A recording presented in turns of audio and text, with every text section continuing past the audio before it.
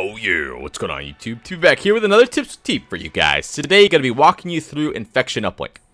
What I'm going to be explaining is how to play off of kills on this map, how to get map control on the appropriate sides of the map in order to gain you a lot of consistent points once you get control and get the kills towards this middle area. This is the least favorable side because of the spawn in my opinion, but it's very easy to put the other team in a spawn trap as well and get control if you have that back left grave control. If you're able to get grave control, the other team has to make the decision whether to wrap back and fight out of their base from there, cut through middle, or even overextend to try and break out. Off the rip though, you want to try and send as many players as possible to get control of this middle. Once you get middle control and you get kills, you can either pressure up towards mid or even wrap into barn to help your guy on the left side, but ultimately the main goal is to get this graveyard control. If you get grave, you have easy routes to hit the one very safely and still stay alive, forcing the other team into unfavorable situations where they have to wrap back into gunfights where they won't really know exactly where you are. An example of this one is you get a couple kills, your last guy grabs ball, your team has grave control, you pop out the doorway, and you hit an easy one. If you're able to do this time and time again, it's very easy to get upwards of 10 points on this side, because if you have control and they're forced to wrap back into bad gunfights time and time again, boom, easy ones time and time again like you just saw me there. The barn one, the middle one, they're going to keep spawning up at this back right area, but I must be careful. I must tell you to be careful because I see a lot of people get a little bit too hungry, peek too far, or even push too far into this spawn and end up blocking it, which is the complete opposite of what you want to happen. If you block this spawn, they're going to spawn out this back left, the back hay, grave, or even sometimes up at middle if you block all the spawns a little bit too much. If you keep them spawning at the back right, they're going to be in unfavorable situations. You're going to have a player just posted up at this tank, pre-aiming his left and right, picking up easy kills. Your sub player can get into grave, broken, just roam around, picking up a lot of easy kills. A lot of the times you see sub players do well on this map is because they're catching people, sprinting into them, trying to get map control back. And when you have a sub, you can easily pay corners and take out people very quickly at barn, middle, church, etc. If you're able to push up quickly, get control, and prioritize the map control, not fighting too many gunfights in their base, because once you get grave control, you really don't need to fight them in their base that much anymore, if that makes sense. You have grave, you have the lane to hit the one, the rest of your players can simply pre-aim the back left, the door, the middle. The other team has to make the play. You have the control. You pop the easy ones over and over again, and you're good to go. You're going to get a sick lead on the side.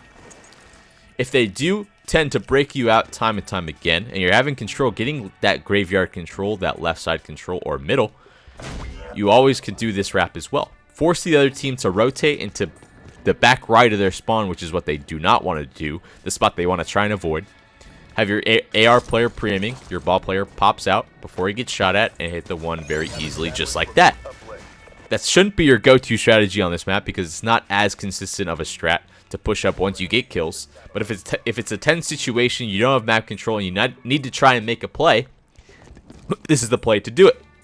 It's a good strategy to make them rotate, hit that easy one, and hopefully get back into B search before they're able to get towards mid, and you can work back towards left and grave. Very straightforward. The last thing I want to try and explain on this side is how to break out of spawn traps. It's a very hard thing to do once they put you in it. And you're most likely going to have to give up a couple of guaranteed points to the other team because they're going to have complete control. So, when you get spawn trapped on this side, your team's going to spawn up in this area that I'm standing right here.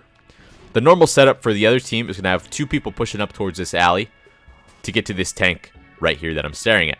If the AR player gets on that tank, throw tax, do whatever you need to do to get him out of that situation because he's going to be the main priority and that's going to be what's killing you the most. So wrap all the way back, do what you need to do to get back control. Or they're going to be posted up in your top window right here, so you need to be careful wrapping back if there's a guy posted up in that head glitch right there. Very hard to kill that guy, so if you can try and slide around him or not challenge him directly, force him into a bad situation, that's what you need to try and do because if you fight him straight up from this position, he's going to kill you 90% of the time if he can shoot straight. So what you need to do is make the decision as a team whether you're going to overextend, wrap back, get house control, get back control, do something together as a team.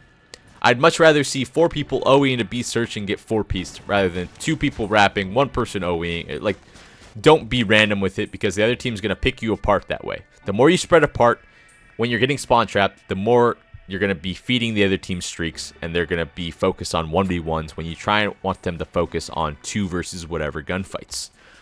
So, if you can get back, get control. A good way to stop the other team's aggression is if you can get a guy up, preferably an AR, into this top window. You can slow down their ball progression simply by pre-aiming this middle. If you're able to pick up their guy picking up the ball, the rest of the players are going to be forced to make a play on the player at the top window, allowing your other players to wrap back to this left side and eventually get broken control back towards their middle. When you are getting spawn trapped, though, you need to take your time. You might, like, they set up the spawn trap, they got map control, you might have to give up a couple of points, and that's okay. Be patient with it.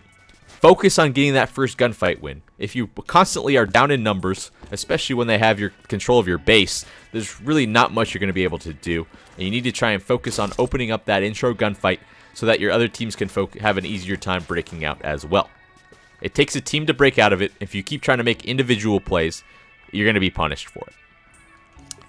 Moving on to the other side, which is the favorable side in my opinion. The way you want to try and push this side is to try and counter the things I was talking about before.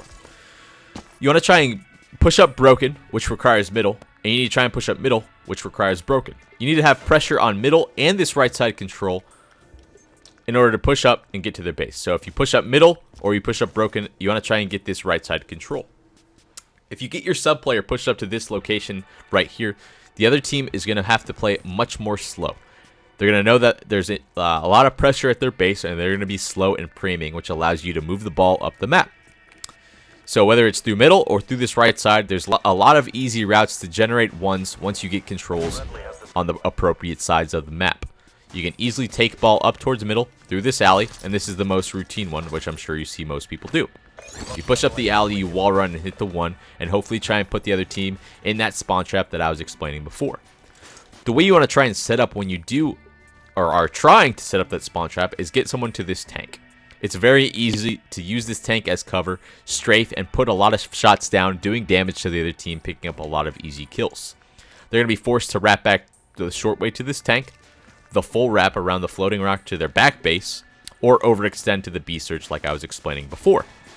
So either you want 2 people pushed up the alley trying to spawn kill in their base, 1 player putting a priority on this granny or at green alley, like I'm explaining here. If you get posted up here and they're wrapping back, lots of easy kills for you as they try and get back to their tank. The last sort of player in this setup, this is where the communication comes into play. The last player needs to be the one progressing the ball, but also needs to be careful of the overextend. If the players in the base aren't shooting at people or aren't calling out people, you must assume that the other players are going to be pushing up towards this B search area and to try and kill the ball guy. So a good thing to do is have your last guy, if you have control of course, grab the ball and simply chuck it up the alley, which only takes about a second, and this guy can focus either on whatever area he needs to pick up at the given time. Most of the time it will be the complete overextend though. Whatever weapon he uses, easily chuck the ball up, the players in the base can go for the one or the dunk, and you retain full map control without people having to change their setup too much. Easily, boom, dunk, reset, pop the ball up, dunk, one, reset, boom. You keep chucking the ball, you keep the map control, and try and keep them in the spawn trap for as long as possible. If you're able to do it, you can easily rack up to 10 points on this side just by hitting easy ones. Now that I've taught you that, I'll teach you the wrap on this side as well. So I explained the wrap at that B street on the other side. Another thing you can do is if you don't have too much map control into their base, take the ball up in the window right here, hop out, you can pop the easy one, which I threw a little bit short right there. Lol, nice tips with TeeP. But yeah, you hit that one out of the window. And another one you can do is you wrap the ball left over here, forcing the team to rotate to the bad side of the map into situations that they don't want to be in, and you can net an easy point. Again, this left side wrap should not be your go-to. It's for a situation where the score is close, and you need to try and force a play in order to either tie up the game, take the lead, or make the game just a little bit closer so it's able to win.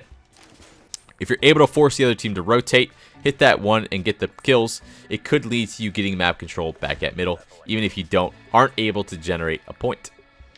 If you're able to utilize all these different routes, pushes, strategies, and setups on this side, playing off of kills should be very easy on this map, and you should be able to generate a lot of points as long as you're playing patient, playing as a team, and working the areas of the map that have the highest priority in terms of spawns and where to get points from.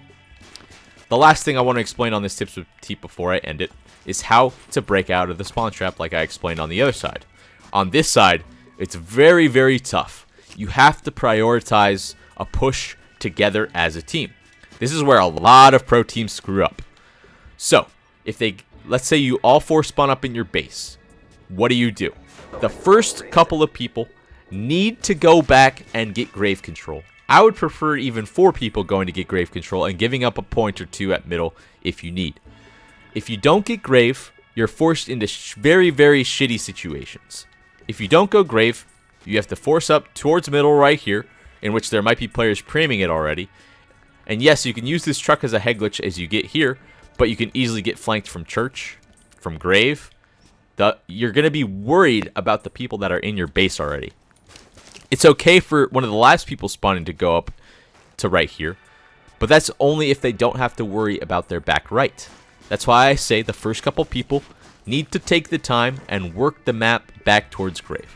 They're most likely going to be playing a head glitch, a corner. You need to take your time and spot them out, use the movement to your advantage, locate them, clear them out of your church or your grave or barn or wherever it may be, so you cannot have to worry about it anymore, and then focus all of your attention towards broken and middle once again. People try and skip this step a little bit too quickly, and that's where you see certain players on the map start to take over. Most of the time, it's a submachine gun player. It's very, very pesky to get the player out of your base from grave, but unless you do it, you're going to be worried about it the whole time and not be able to focus completely on getting middle map control back. So take the time, get back to grave, work it as a team, send 3 people, and the last guy can go middle. That's fine. But having the first couple people go middle is extremely detrimental to breaking out on this map. Hopefully these tips with TeeP help you guys out. Hope you guys get a little bit more consistent on scoring points on this map. And I will catch you guys next time. Hopefully you enjoyed. Leave that like, tap the like button, leave a comment, subscribe to the channel, and I'll see you guys next time. Peace out.